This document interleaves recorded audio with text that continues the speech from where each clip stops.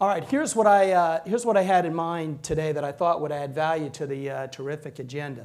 A little bit of background. I work in a group called the Toyota Production System Support Center, and as Nick mentioned, we work with small to mid-sized companies, small meaning less than about 5,000 people, that are not in the automobile industry, all kinds of small companies and nonprofits, to help them implement the Toyota production system to improve their operations to strengthen employment.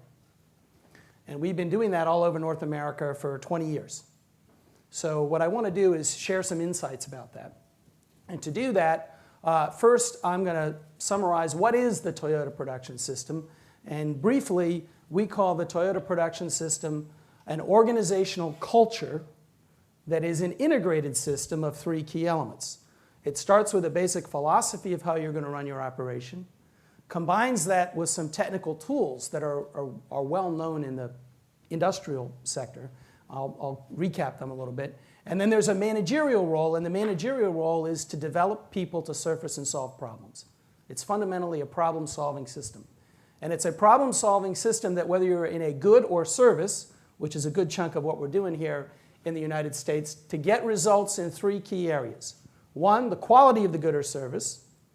Two, the cost or productivity with the good or service. And three, what's becoming increasingly important is the lead time. And the lead time is the wait time between when a customer makes an order and when their good or service arrives. So that's the purpose of the system, get results in those three areas. Then finally, I'm going to share 3 points at the end about that I think will be our contribution or perspective, Nick, to the topic today.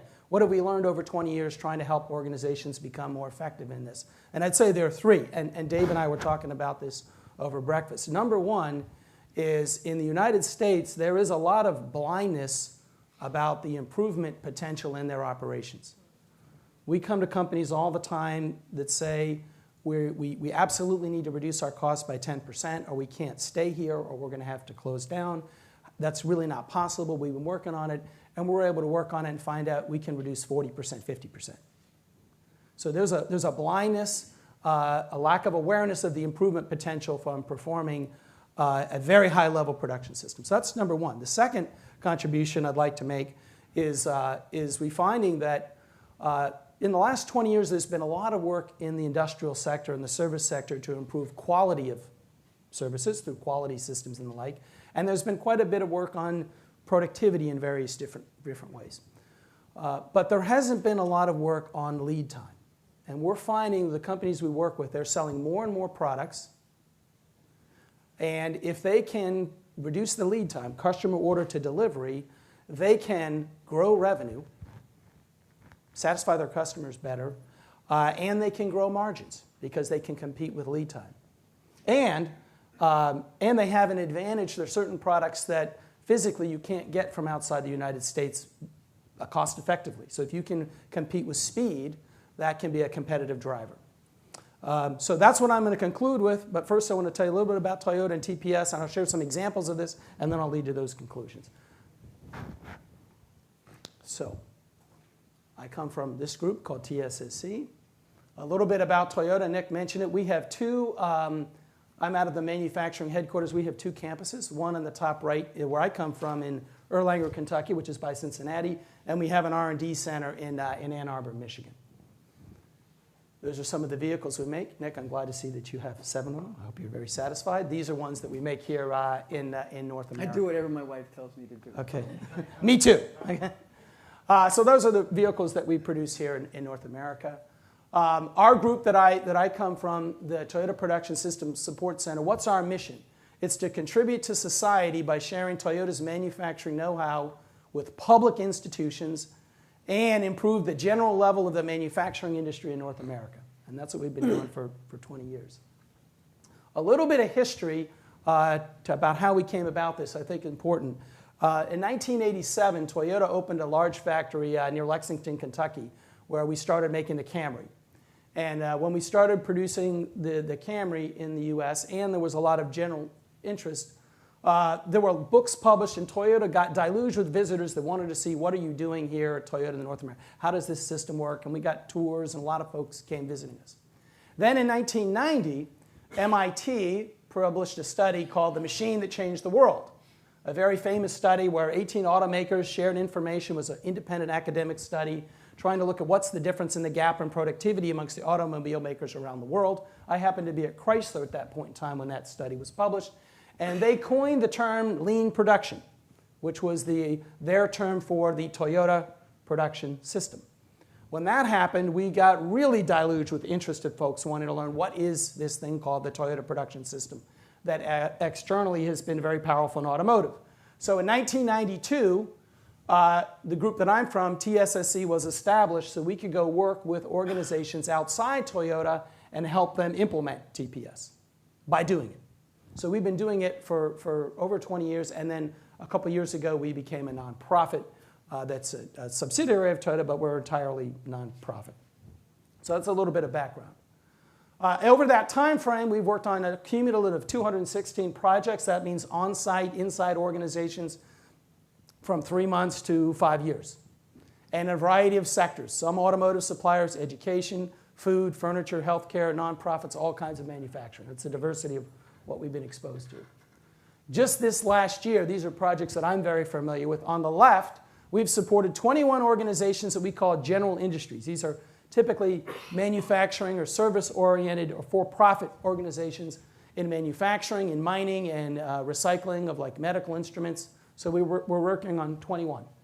On the right-hand side, we have worked with a whole variety of nonprofit organizations. Disaster recovery, which would be like the Red Cross. Hunger relief, we're working with a whole variety of food banks around the country. Healthcare, with healthcare, we're working with large hospitals, small hospitals, volunteer-based medical clinics. In education, we're working at universities and we've worked at high schools actively, and with government. In the government, we worked at the national level, at the state level, and at the municipality level. So that's the diversity of where we've applied these principles in a whole variety of different settings. Okay, what is the Toyota production system? We call it, as I mentioned, an organizational culture that is an integrated system of 3 elements. It starts with a philosophy. That philosophy underlies all these tools and techniques. It's often not well understood. The philosophy is very simple. Number 1, customer first. Everything we do has got to be to serve our ultimate customer as a top priority. Get them what they want, when they want, and the amount they want. Number 2, and it relates to workforce development, team member is the most important asset. That means the people that we hire to work in our organization are our most valuable asset. We expect them to come to work every day to do their work and to improve their work. Which leads to the third part of the philosophy, which is continuous improvement. Everybody comes to work to do their work and improve their work. And the last piece of the philosophy is a shop floor focus. That means we make improvements by going where the value is created, not in the conference room or looking in front of a computer. So that's the philosophy. That underlies the technical tools that I will elaborate on in a minute. And the leadership or managerial role is to develop people to surface and solve problems to improve performance. So the leadership role is really a teaching developmental role. Okay, these are the technical tools. I'm not going to go into too much detail, but I just want to hit a few highlights. At the roof of this house are the results we're after. Very high quality, very low cost, very short lead time. This is a powerful system for delivering results in those 3 areas. To make that happen, there are 2 main principles that underlie the Toyota production system.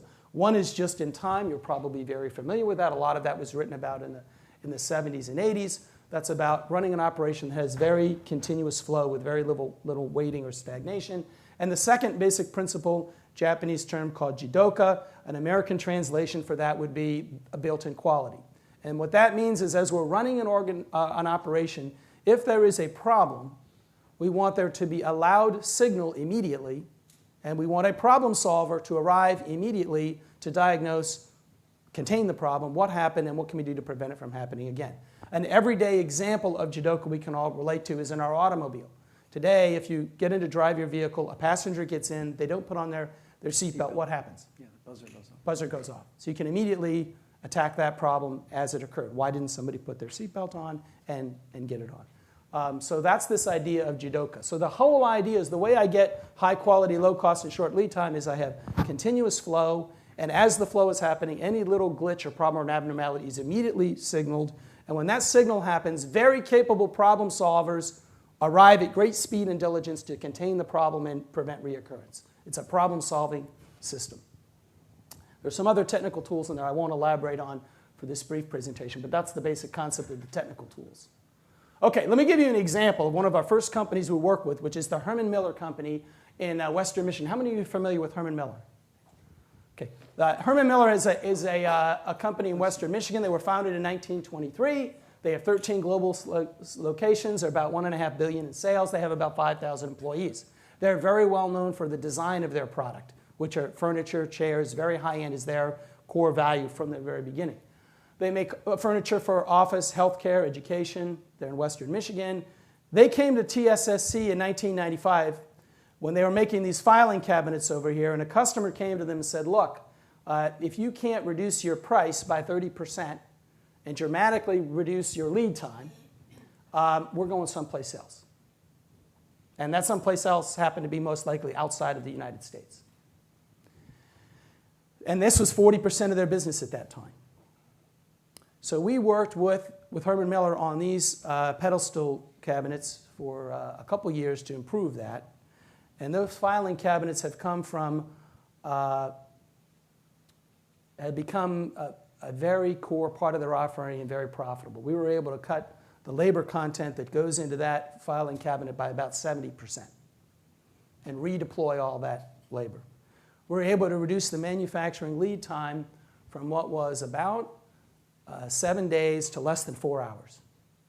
Today, if you order one of those filing cabinets, if you order it for your, and I hope you will, if you order some for furnishing an apartment, between the time you place the order and when it arrives and installed will be 10 days.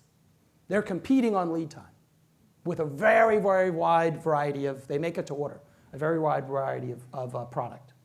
So what's happened at Herman Miller, they learned that we started in this one area, and now they've spread it across their company. If you go on their website, they call their system the Herman Miller production system. It's part of their, whoops, let me turn this, speaking of alarms. It's Herman Miller. Yeah. They heard you talking about him. Yeah, that's right. That has now become, design is their competitive core competency as well as manufacturing in their lead time. They've spread it throughout the company, and since 1995, when we first started, their quality has gone, by their internal measures, from about 16,000 ppm to less than 1,500, and their on-time delivery, which is a very big deal in the furniture manufacturer, is basically 100%, which has become a competitive advantage for them. They have spread this to their suppliers in Western Michigan. I've had the chance to see that. It's a wonderful story of strengthening manufacturing and value creation. Jamie, just a point of order. Would you prefer we ask questions at the end, let you get through the material? At the end. Okay. And then you can judge the time. Is that okay? Perfect. And we can come back to any one of these. So that's a typical example of an organization. Here's some other ones, and then I'll lead into my conclusions, Nick, and I'll be done. On the social contribution side, the nonprofits, I'm not going to go into too much detail because of our purpose today, but we're working with a variety of food banks. We've worked on disaster, rebuilding home construction in New Orleans. We worked very heavily with Cincinnati Children's Hospital in a whole variety of areas. They have a very large lean operation we've partnered with, and we're working with the Red Cross to help use local volunteers to respond with shorter lead time to disasters. On the manufacturing side, here are a couple that I find are interesting for today's audience. The top one there on the right is Dublin. Dublin is a company in Western Michigan. They make components for the machine tool industry, and they export it all over the world.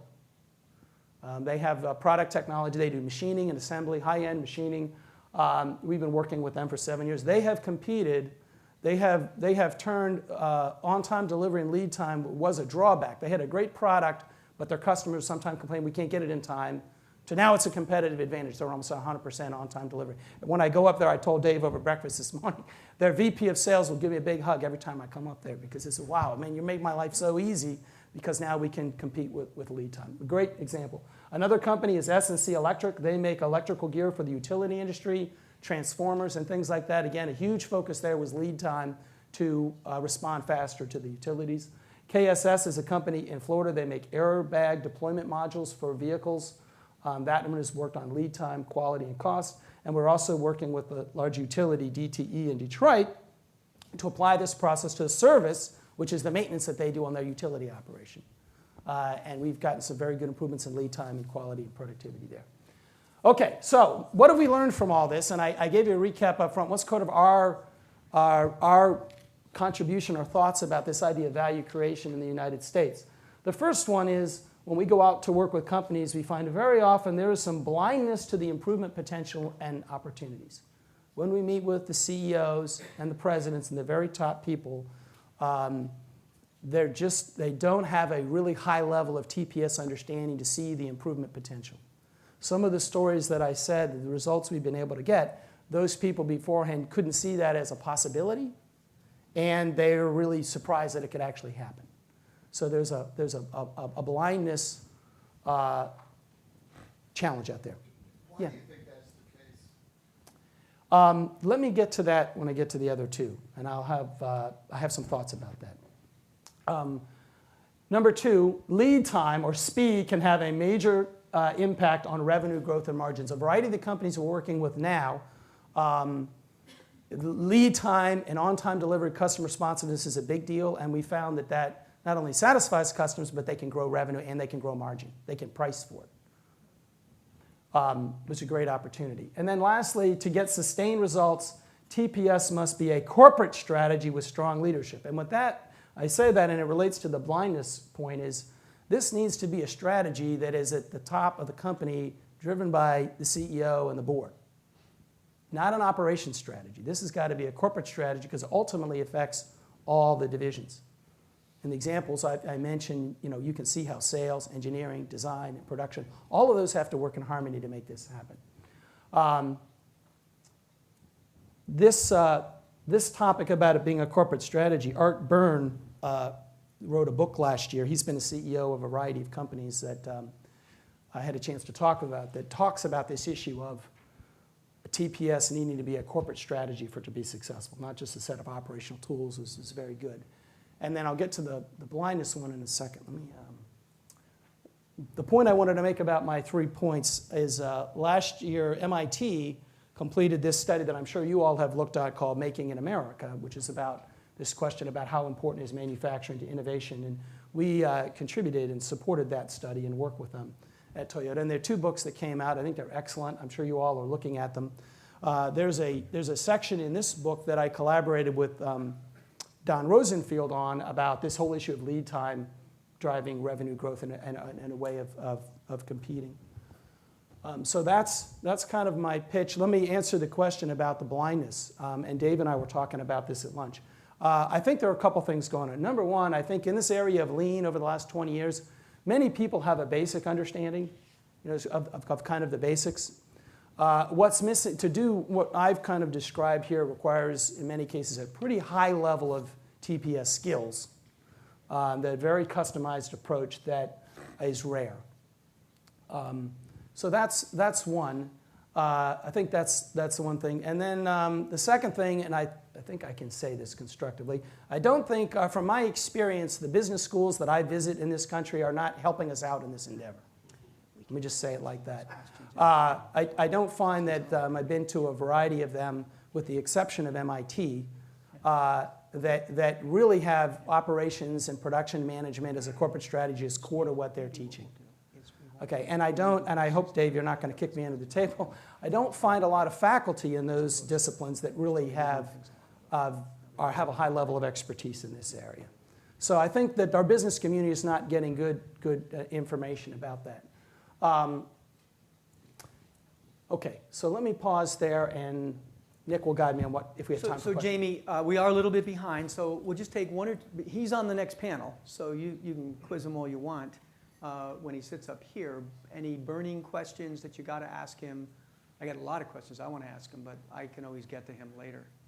You can't. Any questions that you have for him? Yes, please. Could the corporate blindness be attributed to good versus good enough? Is that a mentality we're struggling with? Good versus good. I don't really encounter that. I think it's more of, we'll go into a company and they'll call us, and the first question is, what's your business need? What do you need to improve? And they'll say, we're really getting, typically, an example, we're really getting a lot of heat from our customers to be faster in our delivery. They want to carry less inventory. We want to carry much inventory. And they want a broader variety of products. We need to improve in that area. That's recognized. Okay, what they can't envision is oh my gosh, here's the level that our production system performs at today, and there is this world that we can be at a radically different You're on place. your own, baby. They can't vision that gap as even a possibility. Well, you I do. think if they could, they would have been working on it a lot for it. And that's what we work on them together and build those skills, and then they can do it themselves. Does that? Okay, I think we're going to, I think, not to put this down, but I think we're going to hold Okay. up, move up,